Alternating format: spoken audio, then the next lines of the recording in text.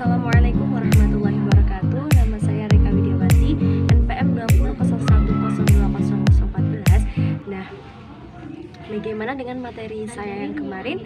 Semoga dapat bermanfaat untuk Anda dan untuk para penonton di channel YouTube saya. Dan kali ini saya akan memberikan sedikit ilmu kembali tentang ide dan peluang kewirausahaan. Nah, ada faktor keberhasilan usaha, kemudian faktor penghambat usaha, serta ada keuntungan dan kerugian dalam berwirausaha. Dan di sini saya pertama akan membahas tentang ide dan peluang wirausaha. Nah, dalam Kamus Besar Bahasa Indonesia, ide adalah rancangan yang tersusun dalam pikiran. Nah, sedangkan peluang menurut KBBI adalah kesempatan baik dalam bentuk konkret maupun dalam bentuk abstrak, sehingga peluang itu dapat diartikan sebagai kesempatan yang bisa didapatkan seseorang atau lebih dengan mengandalkan potensi yang dimiliki oleh dirinya sendiri serta memanfaatkan berbagai kesempatan yang dimiliki. Kemudian yang kedua, faktor keberhasilan usaha. Nah, apa saja sih faktor keberhasilan usaha? Yang pertama itu kemauan dan tekad yang kuat. Nah, jadi sebelum kita memulai usaha itu kita harus mempunyai keyakinan yang kuat bahwa kita itu akan bisa menjalankan usaha tersebut dengan keuntungan yang besar, kemudian dengan usaha yang akan berjalan lancar maupun maju. Maka dari itu, faktor keberhasilan usaha, kemauan dan tekad yang kuat itu sangat diperlukan. Kemudian yang kedua yaitu memiliki modal yang cukup. Nah, dalam sebuah usaha itu dibutuhkan modal. Nah, modal yang cukup itu dapat mempengaruhi faktor keberhasilan suatu usaha. Kemudian yang ketiga yaitu tahu persis akan target pasar. Ketika kita berbisnis di waktu dan tempat yang tepat, maka kemungkinan besar bisnis dan target kita itu akan sukses.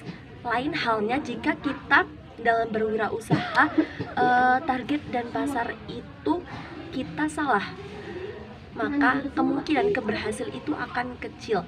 Kemudian yang keempat yaitu pelayanan yang baik. Ketika kita ramah dan baik kepada pelanggan, maka pelanggan itu akan suka ke dagangan kita atau usaha kita, maka kita akan mendapatkan banyak pelanggan, sehingga itu akan menentukan keberhasilan usaha dan peluang usaha kita itu keberhasilannya akan besar. Kemudian networking yang luas.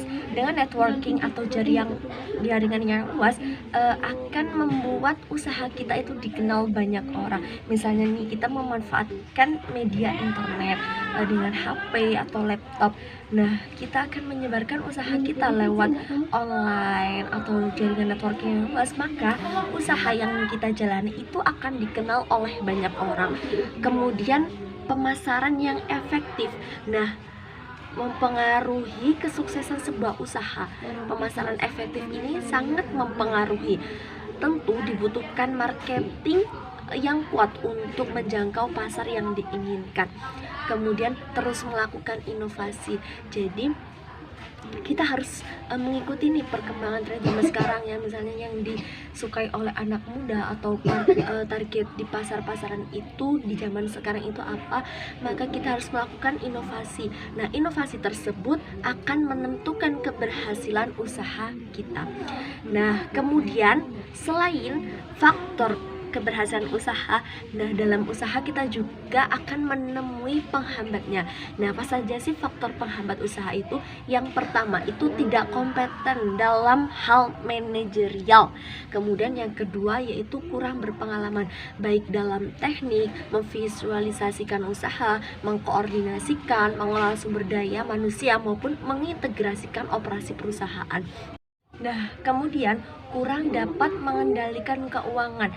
Nah, kita harus cermat sebagai seorang usaha, yaitu cermat dalam mengatur pengeluaran maupun pemasukan usaha kita, sehingga kita dapat mengetahui pemasukan dan pengeluaran, seberapa besar itu pemasukan dan pengeluaran yang kita lakukan. Kemudian kekeliruan dalam pemeliharaan kas itu akan sangat menghambat usaha yang kita jalani. Kemudian faktor penghambat selanjutnya yaitu gagal dalam perencanaan. Nah, perencanaan itu merupakan awal mula dalam kita memulai usaha. Jika perencanaan kita itu salah atau kurang tepat, maka itu akan menghambat usaha yang kita jalani. Kemudian lokasi yang kurang memadai. Nah, lokasi yang kurang memadai ini juga sangat mempengaruhi usaha yang kita jalani. Jika kita membuka sebuah usaha di lokasi yang strategis, maka keberhasilan usaha kita itu akan besar. Namun jika lokasinya kurang memadai dan kurang strategis, maka itu akan menghambat usaha yang kita jalani. Kemudian kurangnya pengawasan peralatan dapat mengakibatkan penggunaan fasilitas itu yang tidak efisien dan tidak teratur. Kemudian sikap yang kurang sungguh-sungguh. Nah, jadi kita dalam melakukan usaha atau memulai sebuah usaha, kita harus memiliki keyakinan, kita harus sungguh-sungguh bahwa kita dapat menjalankan bisnis kita tersebut agar nantinya kita dapat menjadi seorang wirausahawan yang handal. Kemudian ketidakmampuan dalam melakukan peralihan atau transisi kewirausahaan itu juga dapat menghambat usaha yang kita jalani. Nah, untuk selanjutnya yaitu keuntungan dan kerugian kewirausahaan. Pasti seorang wirausaha itu akan menemui keuntungan maupun kerugian. Itu sering kita temui di kehidupan kita sehari-hari dalam kehidupan seorang wirausaha. Nah, apa saja sih keuntungan kewirausahaan itu? Yang pertama yaitu otonomi dengan pengelolaan yang bebas dan terikat, bebas membawa ke arah mana usaha yang kita akan bawa. Kemudian yang kedua yaitu tantangan awal dan motif berprestasi. Peluang untuk mengembangkan konsep usaha itu dapat menghasilkan keuntungan yang sangat memotivasi wirausaha untuk selalu meningkatkan usahanya. Kemudian bebas dalam mengelola keuangan. Jadi keuangan itu merasa dari keuangan kita itu kita merasa sebagai kekayaan milik kita sendiri. Nah, selain itu seorang usaha itu biasanya juga dapat mengalami kerugian. Apa saja sih kerugiannya? Itu yang pertama yaitu pengorbanan personal, yaitu pengorbanan waktu, tenaga, pikiran.